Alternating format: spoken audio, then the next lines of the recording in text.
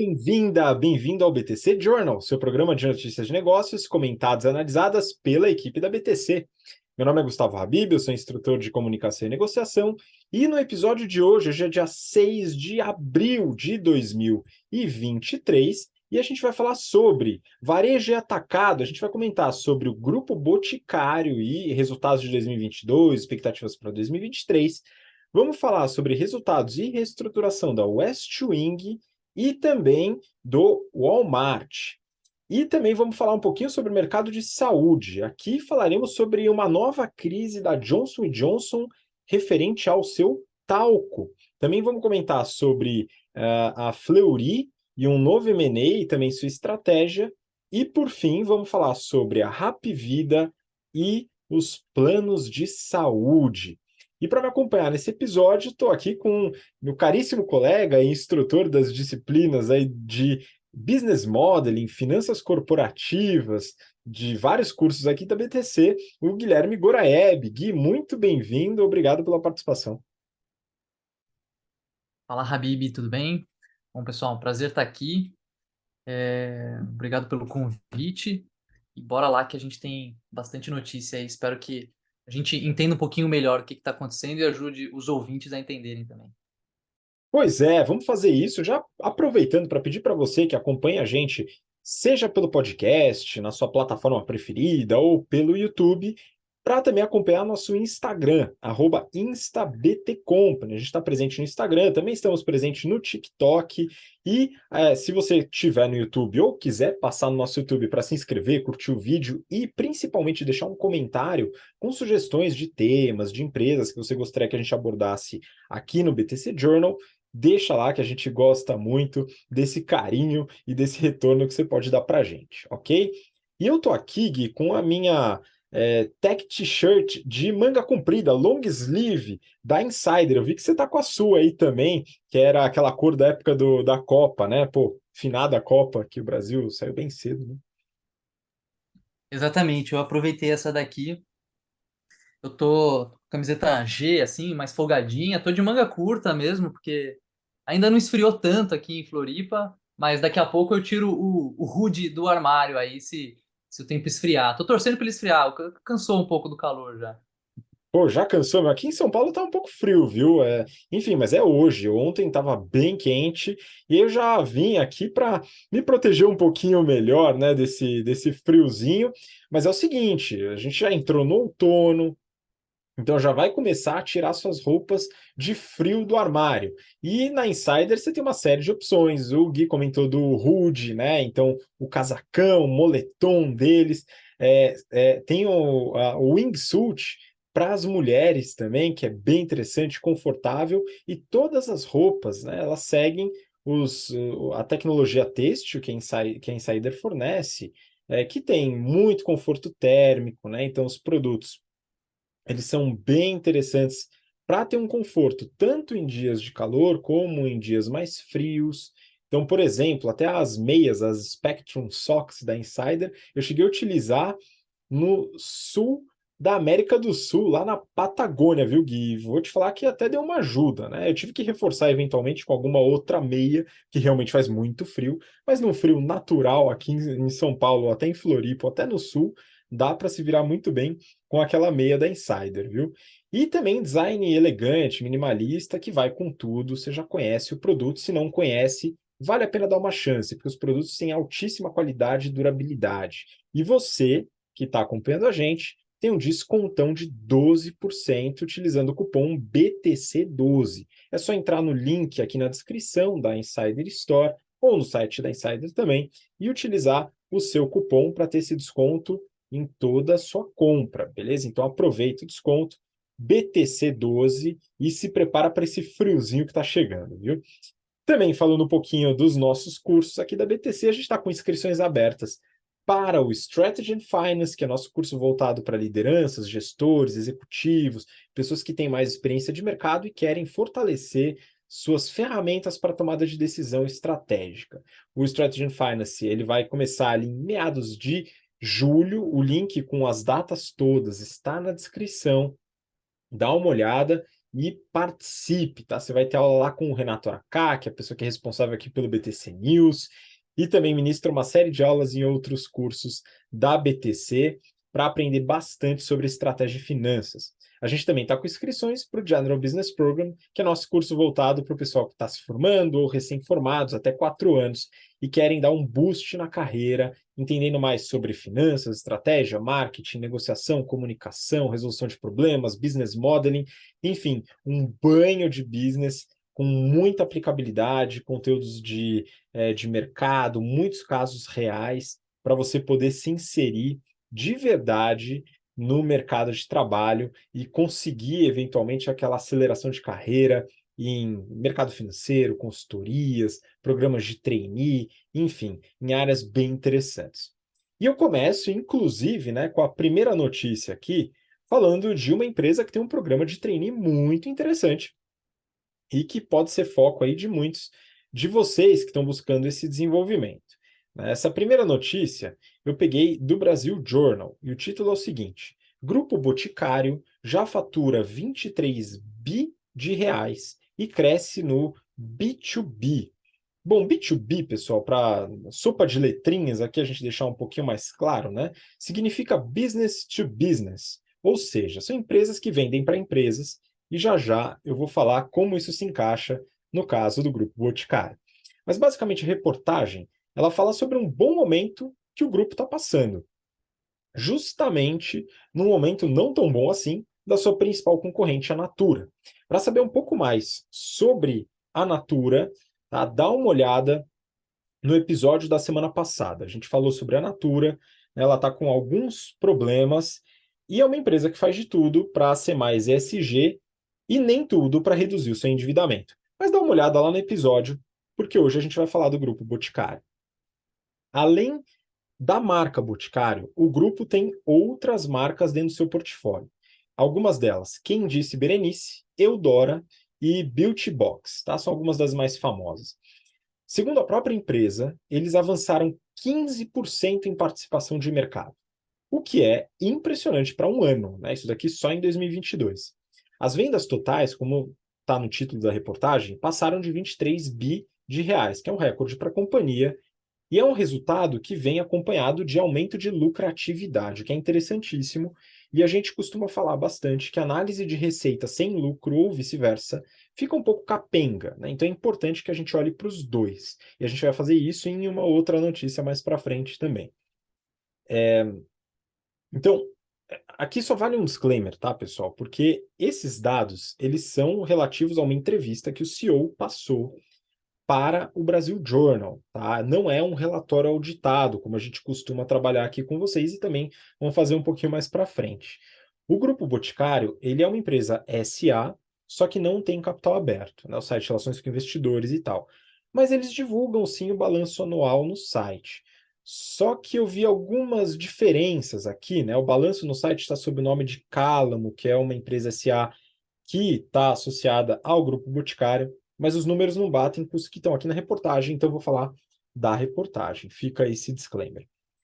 As maiores margens da empresa são em lojas próprias e na venda direta. Aqui a gente está falando de canais de marketing, estratégia de canais de marketing, que a gente fala bastante lá no GBP. Inclusive, em breve a gente começa as aulas de marketing no GBP, eu estarei presente com algumas turmas. Pessoal, um abraço aí para vocês.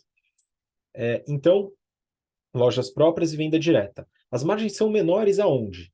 Franquias, né? Então, na franquia acaba sendo menor a margem mesmo. Por quê? Porque é um modelo de franquia. O franqueado, ele acaba fazendo investimento, ficando com boa parte da lucratividade. E uma parte menor, ele vem como royalties ou taxas para a franqueadora, que no caso é o Grupo Boticário. E é menor também no e-commerce, né? As margens são menores do que nas lojas próprias e na venda direta. E esse é um aspecto que a gente comenta bastante, porque o senso comum talvez fale para você que o e-commerce é mais lucrativo, porque não tem loja, não tem funcionário, não tem estrutura, aquele negócio todo, mas geralmente não é o que acontece. Então você pode ficar com o seu senso comum, ou você pode analisar os casos, né? Em geral, o e-commerce ele tem uma margem menor do que o varejo físico. O varejo físico ele aproveita alguns incentivos de consumo que só ocorrem na internet através de muita despesa, muito investimento em campanha. Então, costuma ser, há exceções, é claro, mas em geral a gente observa uma margem maior em operações físicas ainda, tá? Mas o e-commerce ele é bastante relevante na estratégia de distribuição também, mas por outros motivos. As margens são ainda menores no canal de distribuidores, e aqui a gente entra na questão do B2B, que eles falam também no título da reportagem. O que é chamado aqui do B2B? Né? É o canal de marketing onde você, o Grupo Boticário, vende para grandes lojas, perfumarias, farmácias ou supermercados, e esses revendem para o público final. Né? Então, aqui, o canal B2B, ele é o de menor margem da empresa, segundo o CEO e a reportagem, tá? Só que foi o que mais cresceu. Ele cresceu cerca de 60% em 2022. Uma expansão que começou com a aquisição de uma empresa chamada Vult e que está acelerando no pós-pandemia também, tá? Mas eles querem crescer onde a margem é maior. Então, o que eles começaram a fazer? Basicamente, duas estratégias que a reportagem comenta. A primeira, nas lojas próprias, alterar o modelo de venda da loja, tá? Trazendo maior automatização e também tirando caixa. Ou seja, o vendedor ele tem um aplicativo na mão, ele consegue fazer a venda direto para você no atendimento, sem que você precise ir ao caixa, fazer o pagamento, tal. É um passo a menos que o vendedor já faz diretamente com você. Isso é bem interessante, está sendo implementado. Já metade das lojas já tem esse sistema. Legal, esse é um ponto operacional. O outro ponto é organizacional. E esse aqui é muito raramente abordado, mas é importantíssimo. Até então, o Grupo Boticário ele funcionava como unidades de negócios separadas. Ou seja, você tem um diretor do Boticário, um diretor da Quem Disse Berenice, da Beauty Box, né? E estratégias de marca, e-commerce, tudo separado. Né? Então, eles tinham 5 e-commerces diferentes dentro do grupo, por exemplo. Né? Isso mudou. Hoje, eles têm, por exemplo, um diretor de marketing que olha para todas as marcas, para observar como elas se relacionam entre si, né? E isso é algo bastante importante. Outra coisa, vamos começar a unir a parte operacional também, né? Isso eles estão chamando de um só grupo boticário. Eu acredito que tanto a estratégia de melhoria das lojas próprias, com essa integração das operações, né, enfim, essa parte mais organizacional, elas são bastante benéficas para o grupo. Porque, apesar de atuarem com diversos produtos, as marcas elas acabam competindo entre si em muitos aspectos. E uma visão global, ela pode ajudar bastante a capturar o excedente de cliente por marca.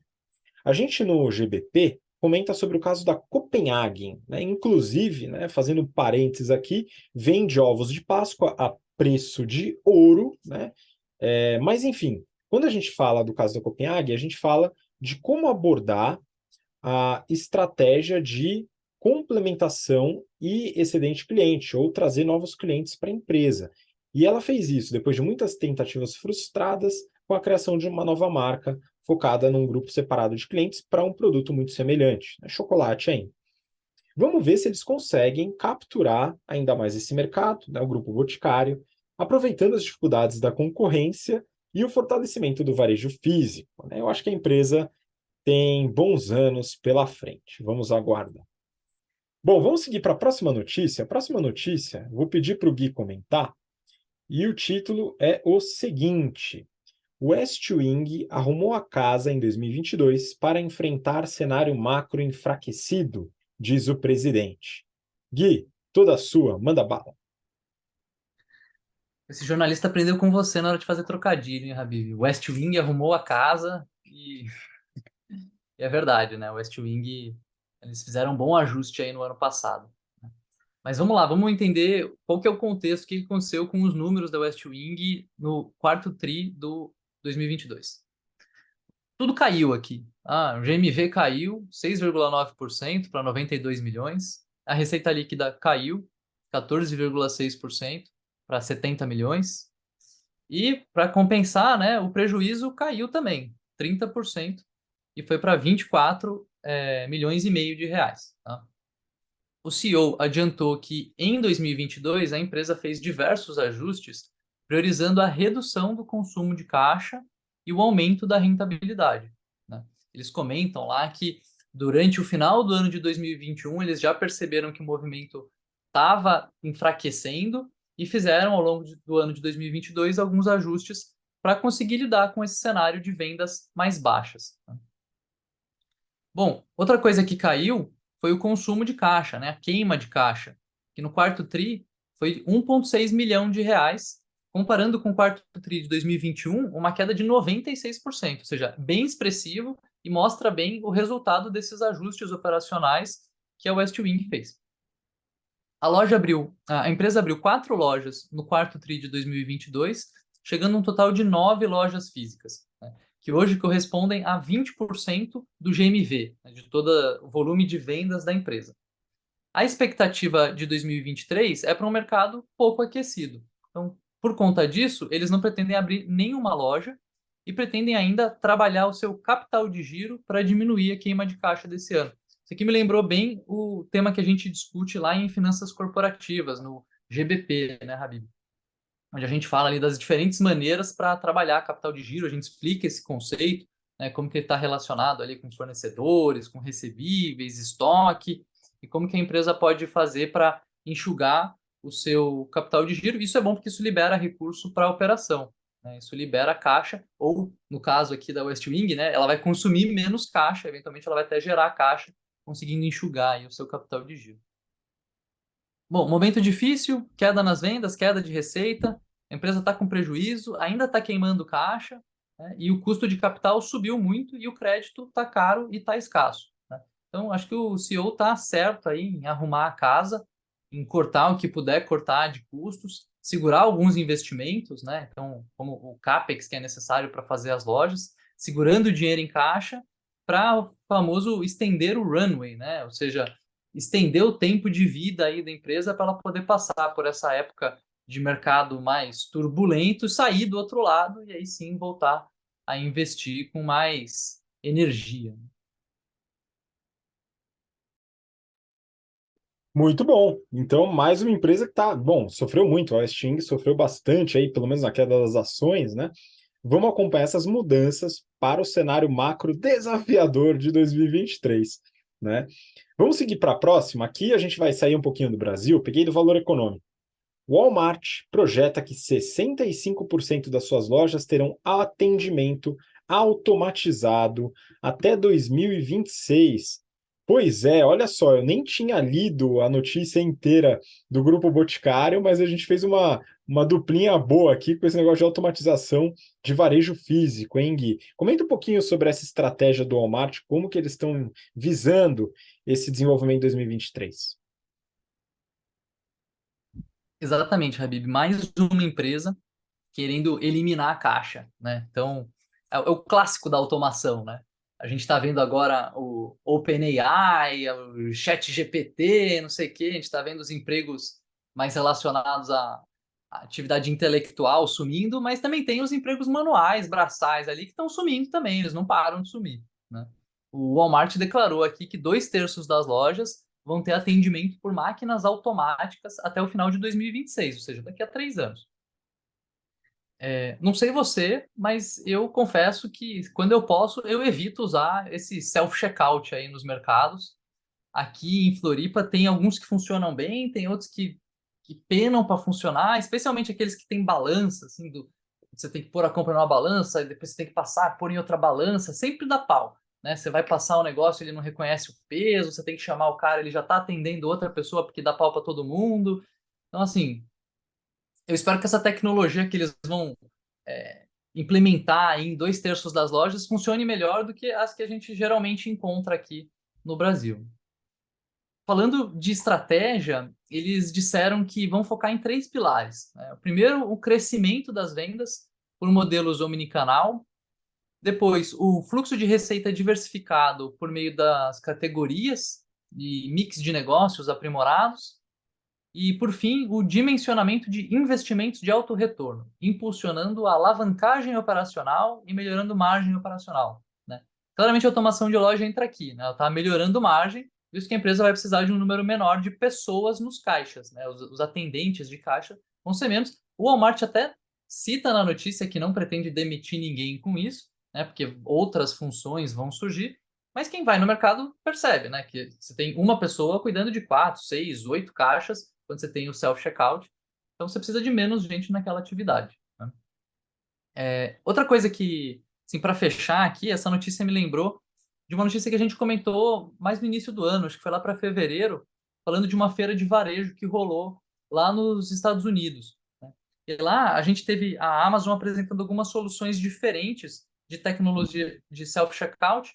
A gente tem o Amazon Go, né, que já não é uma tecnologia tão nova, mas que a Amazon anunciou que ia expandir também, onde você entra na loja, você só bate teu celular ali, né, um código de barras, e aí conforme você vai pegando os produtos da prateleira, a Amazon já vai colocando na tua conta, você sai da loja, ela já debita do teu cartão.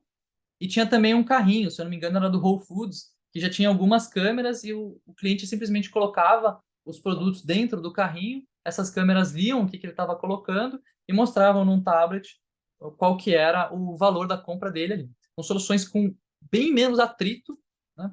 Eu espero que elas cheguem logo, quem sabe algumas varejistas brasileiras aqui não pulam essa solução tenebrosa de balança e 1000 erros, que é um teste de paciência, e vão para essas soluções com menos atrito direto, né? Pois é, aproveitando inclusive aspectos de economia comportamental, de redução da dor do pagamento, né, que a gente analisa bastante, o Gui também gosta bastante desse tema. Vamos torcer aí que o pessoal implemente uma solução user-friendly, né, se a gente puder utilizar um palavreado startupeiro. Bom, vamos seguir para próximo bloco do BTC Journal. A gente vai falar um pouquinho sobre a área da saúde. E aí eu vou com a primeira notícia, já uma bomba, olha que beleza, valor econômico. J&J, famosa Johnson Johnson, propõe 8,9 bi de dólares em acordo sobre talco. Aqui o subtítulo: pagamento proposto para encerrar processo deve ser feito em 25 anos e envolve mais de 60 mil pessoas. Pois é, tem algumas empresas que realmente têm o destino de aparecer em grandes crises. A reportagem, ela comenta sobre o caso do talco, produzido pela Johnson Johnson e que é utilizado em diversos tipos de pós aí que a Johnson vende. Bom, o que aconteceu? Milhares de pessoas processaram a Johnson alegando que desenvolveram câncer devido ao uso de pós que continham talco. Boa parte são mulheres que alegam que o uso do produto estaria relacionado ao desenvolvimento de câncer de ovário. E muitas alegam que o fator principal seria o fato de que o talco contém amianto ou asbesto, enfim, substância sabidamente cancerígena. Bom, vamos lá. Eu tive que fazer alguma pesquisa aqui para entender um pouquinho melhor desde a base. Eu recomendo que vocês façam esse tipo de coisa também para analisar esse tipo de situação, né? Que como eu faço isso de ofício, já acaba se tornando um hábito, né? E eu faço também de diversão aqui no BTC Journal, até porque a Johnson não me contratou para poder ajudá-los aqui.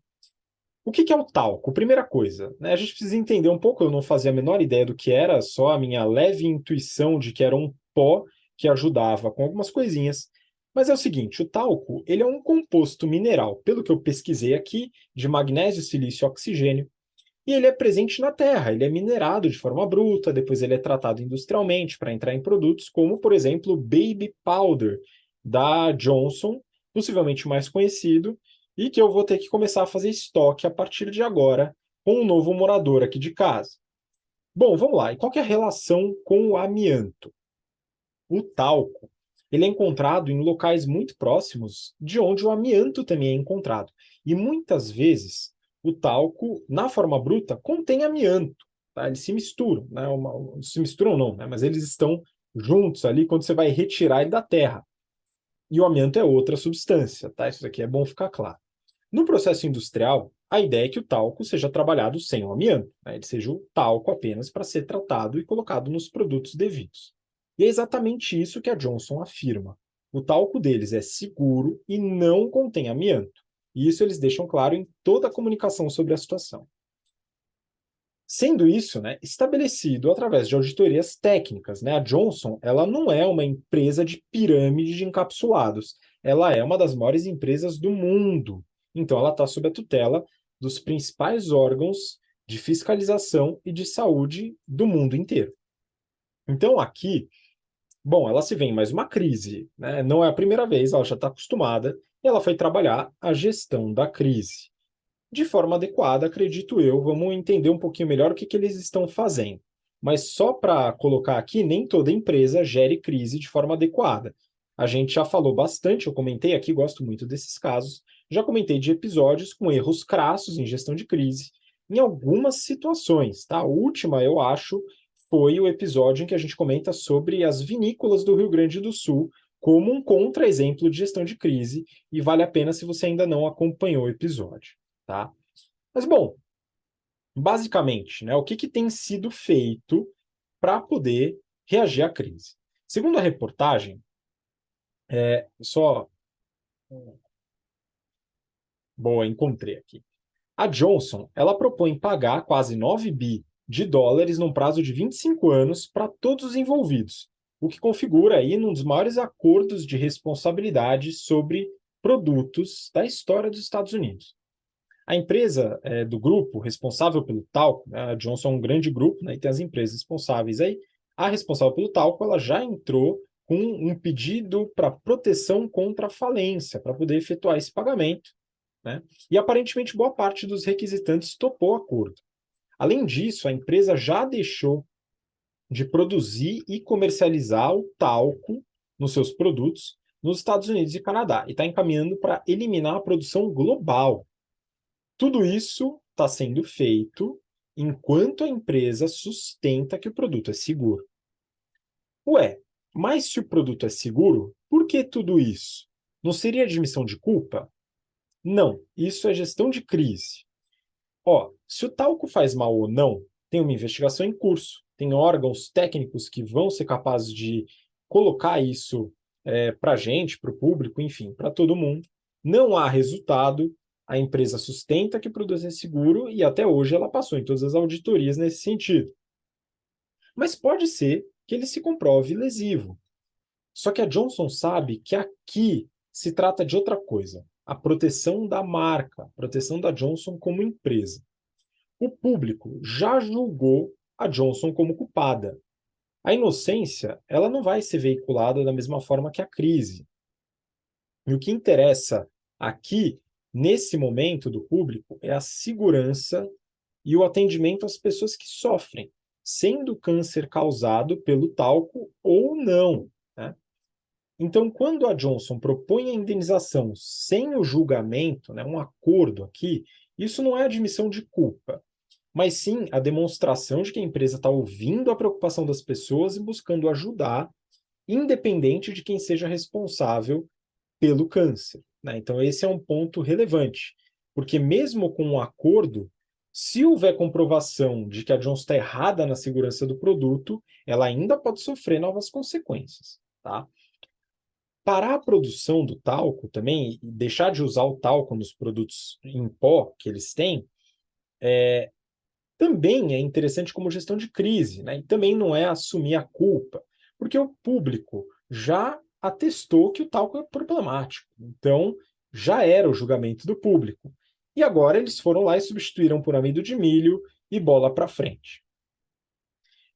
A questão é a seguinte: você quer resolver o problema ou ter razão? Essa é a pergunta que está em jogo aqui. A Johnson priorizou o primeiro. E esse é o trabalho de quem gere crise. Não é ter razão, é resolver o problema, prioritariamente.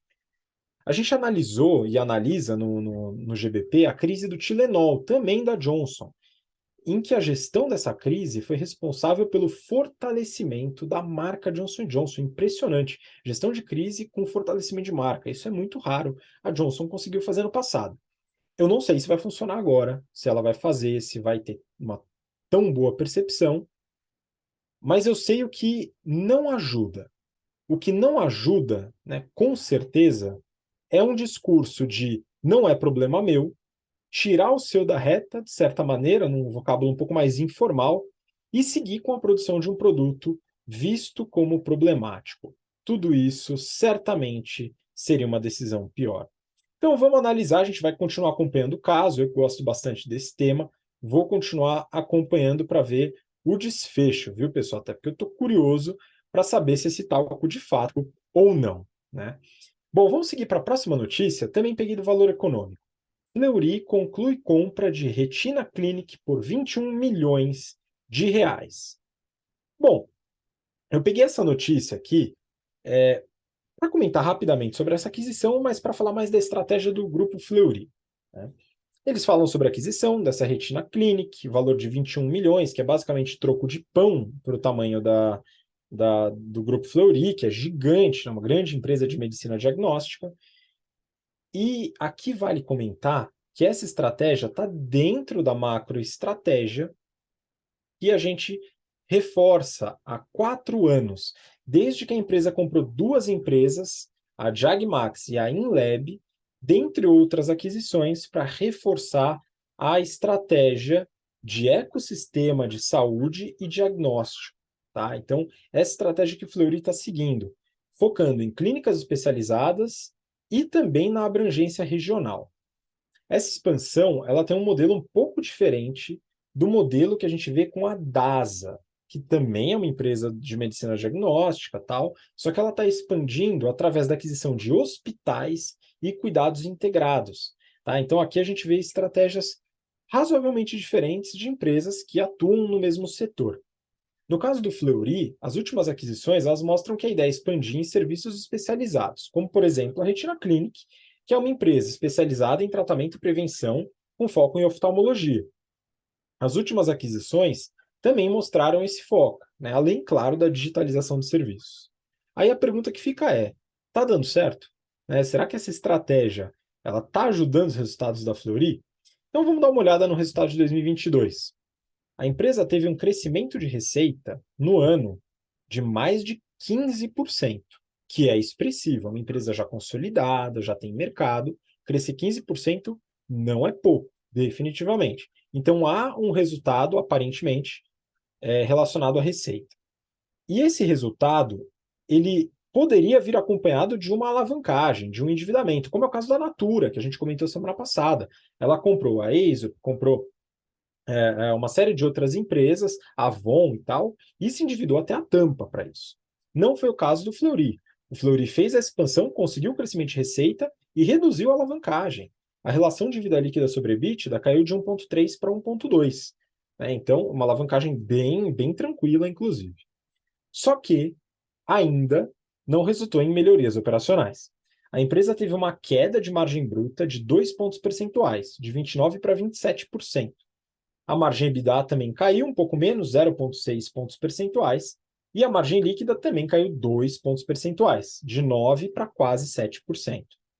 Então é o seguinte, pode estar funcionando, só que a gente tem que dar tempo ao tempo. A ideia é que essas aquisições tenham o seu tempo de maturação para poder capturar algumas sinergias e aí sim a gente conseguir observar algumas melhorias operacionais. Isso pode acontecer ou não, né? A gente vai ter que dar tempo para ver se isso realmente vai se mostrar na prática. Bom, vamos seguir para a última notícia, que na verdade são 2 notícias que o Guilherme vai compartilhar com vocês a análise aqui. A primeira é do Neofeed. Hapvida pode levantar até R$ 1 bilhão em novo passo de pacote de resgate. E a segunda notícia, do Brasil Journal. Os planos de saúde não param de subir. O usuário aguenta? Pois é, Gui, passo a bola para você falar sobre esse assunto tão interessante e tão agradável a nós que consumimos planos de saúde. Por favor, vamos lá. Bora. Bom, depois da notícia da West Wing, onde tudo estava caindo, na Hapvida as coisas estão subindo, viu? A sinistralidade, por exemplo, subiu mais de 10% no último trimestre de 2022 e chegou a 76,9%. Custo médico está crescendo também. E o prejuízo, então, disparou, né? Inclusive, eles reverteram um resultado positivo no quarto tri de 2021 de 200 milhões de reais para um prejuízo de 317 milhões de reais no último trimestre do ano passado. E aí, com base nesses resultados assim, horrorosos, os controladores estão injetando capital na empresa através de duas estratégias, né? A primeira estratégia é uma operação de sale and leaseback, onde a empresa vendeu 10 imóveis da Hapvida para a família controladora da Hapvida, por 1,25 bilhão de reais. Lembrando que o sale and leaseback é aquela operação onde a empresa vende o imóvel, então ela transforma o ativo em caixa, né? E aí ela já faz um contrato de aluguel e ela vai ficar pagando aluguel, né? Então ela recebe liquidez, recebe pela venda do imóvel, passa a pagar aluguel. Confesso que me chamou a atenção aqui essa negociação com uma parte relacionada, né? Tem um certo conflito de interesse aqui. Fico me perguntando se os controladores da Hapvida estavam mais preocupados em fazer um ótimo negócio para a Hapvida ou em fazer um ótimo negócio para eles que estão comprando o imóvel da Hapvida, né? Então, pô, o cara é controlador, ele está comprando ativo. Me lembrou do Adam Neumann lá no WeWork, que era ele alugava o apartamento dele para o WeWork, não sei o quê. Cara, eu se fosse minoritário ia ficar com uma pulguinha atrás da orelha aqui. Mas bom, esse é o primeiro jeito que eles estão injetando capital na empresa, né? O segundo jeito que eles estão injetando capital na empresa é fazendo uma emissão de novas ações, né? Os controladores, eles já se comprometeram a comprar até 360 milhões de reais em novas ações, que é mais de um terço do total de quase 1 bi, na verdade um pouquinho mais de 1 bi de reais, se eles utilizarem o Greenshoe, né, se eles fizerem toda a oferta adicional, que eles pretendem captar. Ou seja, 1 bi com emissão de ações e 1,25 bi com a venda de imóveis, né, com o sale leaseback.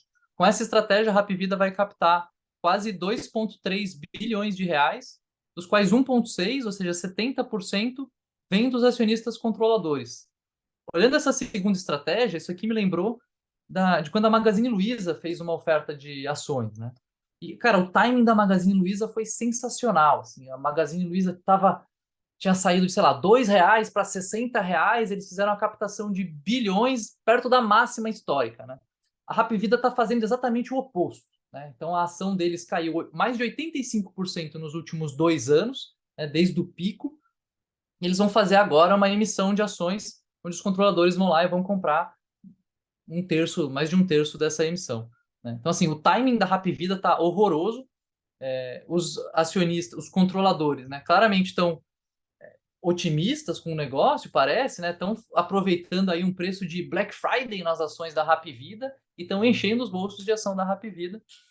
Não sei, um movimento curioso, né? Assim, como minoritário eu estranharia isso, eu gostaria de olhar mais, assim. Mas parece que eles estão, né, assim, otimistas com o futuro do negócio aí, colocando 1,6 bilhão de reais no negócio, né? E bom, falando da segunda notícia, né, ela abordava o aumento dos preços dos planos de saúde. E o que está acontecendo, né? Acontece que não é só a Hapvida que está com aumento de sinistralidade. Aliás, a sinistralidade da Hapvida está melhor que a média do mercado, né? As operadoras, elas fecharam o ano passado com a sinistralidade na máxima dos últimos 13 anos, sinistralidade média de 88,5%. E aí, sem conseguir controlar muito bem os seus custos, né, com os custos disparando, como que as empresas podem fazer para equilibrar as suas contas? Elas estão indo atrás de aumento de preço, né? Estão fazendo reajustes aí. Na média, o reajuste dos planos corporativos e dos planos coletivos, né, lembrando que o plano individual ele é regulado pela ANS, mas os planos corporativos e os coletivos, o reajuste médio foi de 11% no ano passado. Um destaque para algumas empresas como Bradesco, que reajustou os planos em mais de 22%. Os analistas financeiros estão olhando isso daqui e continuam prevendo um aumento de 2 dígitos nas receitas dessas empresas, né? Porém, esse aumento deve ser pautado muito mais por crescimento de preço e manutenção, ou eventual até perda de base de clientes que hoje está na máxima histórica também nos planos de saúde, mais de 50 milhões de clientes. Então, possível queda da base de clientes, aumento de preço na casa de 2 dígitos, sustentando o crescimento da receita dessas empresas. Olha, Habib, eu confesso que estava terminando de ler essa matéria e começou a doer aqui a perna, assim, perto do bolso, assim, começou a dar uma dor, uma pontada, assim, no bolso que doeu, viu? Pois é, o negócio é complicado, viu? O pessoal não tem noção do aumento, o que que isso faz. E assim, a gente já viu muitas justificativas, inflação médica, enfim, tecnologias, uma série de coisas. Eles dão até a desculpa da inflação, mesmo que os aumentos costumam ser muito acima da inflação, né? Mas a gente já está cansado um pouco de ouvir desculpa nesse aumento, né? E a gente passa a entender que isso pode ser sim uma estratégia corporativa de manutenção de margem através do aumento de preço, mesmo que tenha uma redução do número de clientes, né? Isso é possível. Enfim, a gente tem que torcer para talvez um pouco mais de concorrência, fortalecimento do SUS, né? Vamos ver como que a gente vai resolver esse pepino do aumento dos planos de saúde. Mas com essa notícia, a gente finaliza o BTC Journal da semana. Então, queria muito agradecer, Gui, muito obrigado de novo pela contribuição. Pô, foi um prazer aqui participar de mais um BTC Journal e nos vemos nos próximos. Isso aí, muito obrigado e muito obrigado você que nos acompanha até agora, pelo interesse e pela paciência. E sim, temos um encontro marcado para a próxima semana no BTC Journal. Um grande abraço, até lá. Tchau, tchau.